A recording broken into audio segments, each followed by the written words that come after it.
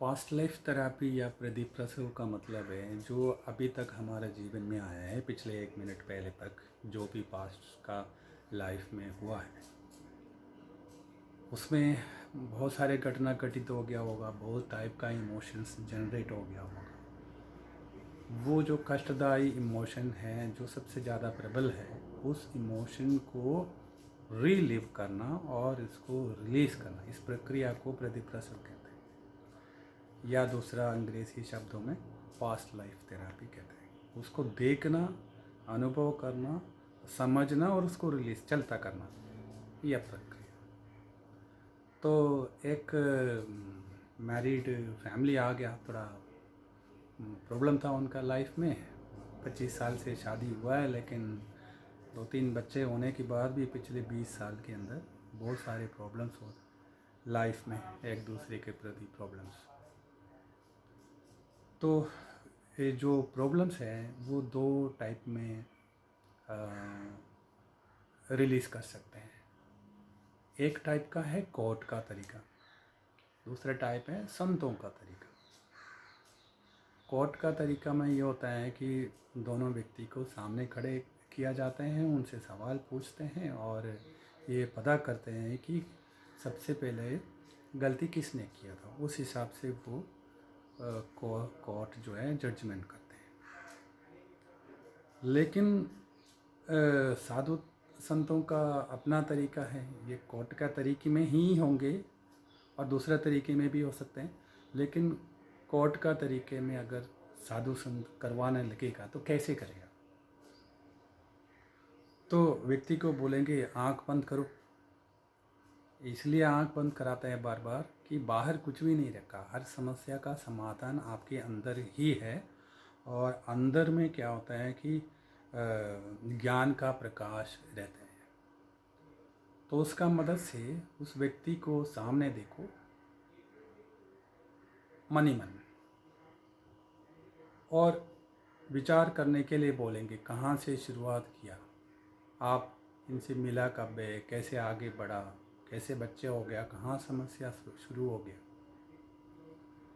तो अगर पत्नी से ये काम करवाते हैं तो पत्नी बोल सकते हैं अगर उसमें, लेकिन संत ये बोलते हैं उसमें घुसना नहीं, कोई भी इमोशन में घुसना नहीं, दृष्टाभाव में देखना, ये बहुत ज़रूरी है, तभी रिसॉल्व हो पाएगा। तो पति कहते हैं कि उसमें घुसना नहीं बोला, तब भी घुस जाते हैं। कैसे घुसते हैं? तो उन्होंने देखा कि मैं इतनी प्रेम प्यार करता हूँ उनसे, तब भी एक दिन इन्होंने मेरे ऊपर हाथ उठाया। तो इमोशन से भावुक हो जाते हैं। और फिर क्या देखते हैं, तो ये सोचने लग गया, जो उस टाइम नहीं हुआ है वो अब सोचने लग गया। अब सोच रहे हैं कि जब इन्होंने मेरे ऊपर हाथ उठाया था तभी मैं इनको पलट के 2 चाटा मार देता, तो वही हिसाब बराबर हो जाता। लेकिन अपने को अच्छा ही बोल के सोच के व्यक्ति चिंता भी उस हिसाब से ही करते हैं। फिर सोचने लग जाते हैं तो ये तो है ही खराब। अब देखो, इनका भाई भी ऐसे ही करते हैं, इनका बहन भी ऐसे करते हैं, इनका माता पिता भी ऐसे ही करते हैं, तो पूरा खानदान को साथ में लेके आ गए इन्होंने। तो पहले सिर्फ एक हस्बैंड ही गलत था, अब उनका पूरा खानदान इनको गलत लगने लग गया। तो सिर्फ मात्र ये मैडम ही अच्छे व्यक्ति हैं। तो इसमें वो बहुत ज़्यादा भावुक हो गया, तो उन्होंने बोला इनका गला ही काट देता, तो पूरा समस्या ही ख़त्म हो जाता है। तो ऐसे में अगर आप पास्ट लाइफ का इंसिडेंट को अगर आपने देखने लग जाते हैं और इसी तरह इमोशन के ऊपर इमोशन बढ़ा करके छोटा सा इमोशन को इतनी बड़ी इमोशन में अगर आप परिवर्तित करता है, वो समस्या कभी भी ख़त्म नहीं होगा, उल्टा वो बढ़ेगा। तो इसको फिर कैसे रिसोल्व किया जाए, बहुत ध्यान से समझना, बहुत ध्यान से सुनना है। आंख बंद करने का है, उसके बाद इंसिडेंट को देखना है। पहले 5 साल तक एकदम बढ़िया चल रहे थे, बहुत अच्छे, बहुत प्यार है, बहुत मोहब्बत है, 2-3 बच्चे भी हो गया। उस समय में नया नया शादी हो गया, ज़्यादा उम्मीद नहीं था, एक्सपेक्टेशन नहीं था एक दूसरे के। लेकिन एक ने एक्स्ट्रा उम्मीद रखना शुरू कर दिया दूसरे से, ये काम मेरा, ये काम, ये भी मेरा ये काम कर दे, वो भी मेरा ये काम कर दे, ऐसे कर दे, ऐसे कर दे, ऐसे कर दे। तो एक दिन वो जो व्यक्ति दूसरा है वो इनका उम्मीद पूरा नहीं कर पाया, लेकिन डिमांड बढ़ता गया और वो पूरा नहीं कर पाते।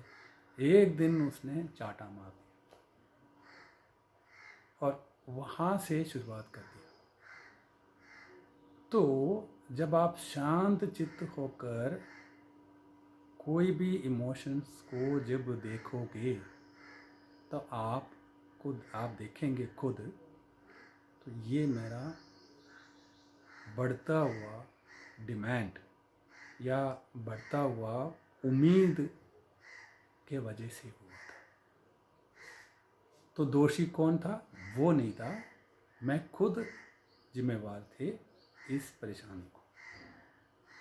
तो जैसे उनको ज्ञान प्राप्त हो गया, दृष्टा भाव में देखने की वजह से ये ज्ञान प्राप्त हो गया, तो उन्होंने अपने अंदर से उस व्यक्ति से माफ़ी मांगा, सॉरी मेरे से गलती हो गया था, मैंने ही एक्स्ट्रा बहुत ज़्यादा उम्मीद रखा आपसे, आप तो अपनी पूरा एफर्ट कर रहे थे परिवार को चलाने के लिए और खुश रखने के लिए, आप पूरा मेहनत कर रहे थे, मेरे से गलती हो गई, मुझे क्षमा कर।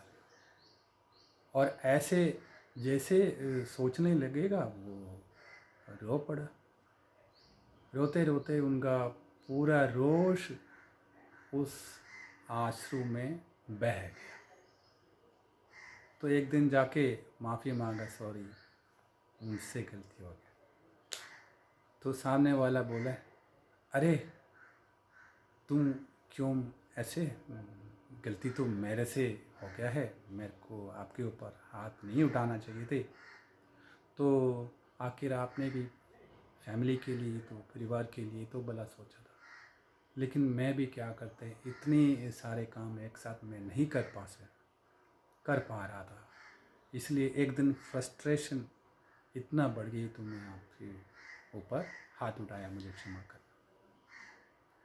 तो वो जो है इस प्रतिप्रसव में, इस पास्ट लाइफ थेरेपी में, वो इमोशन जो दीवार बन के एक दूसरे का प्यार के बीच में जो खड़े हो गया था, वो टूट गया और प्रेम दोबारा री एस्टैब्लिश हो गया। इस प्रक्रिया को कहते हैं relive and re experience and dissolve.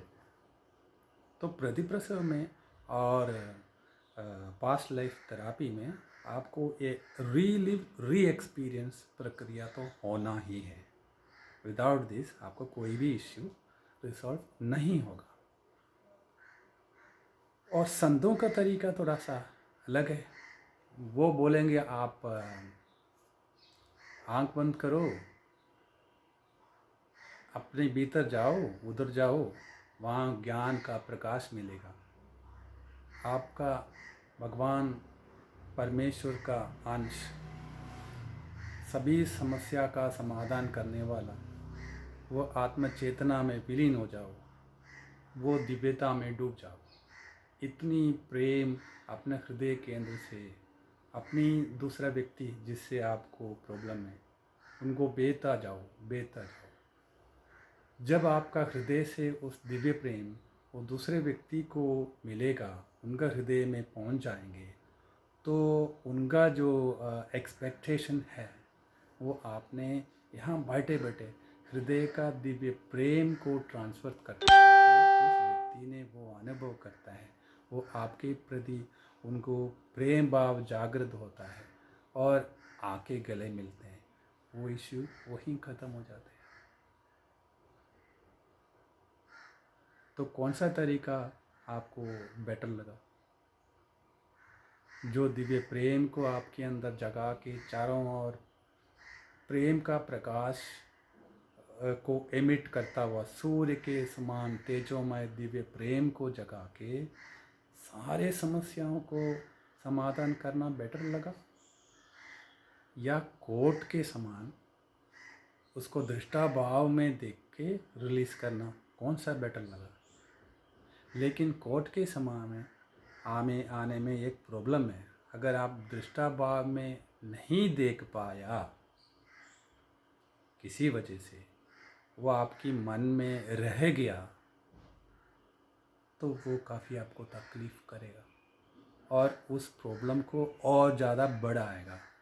So be very careful.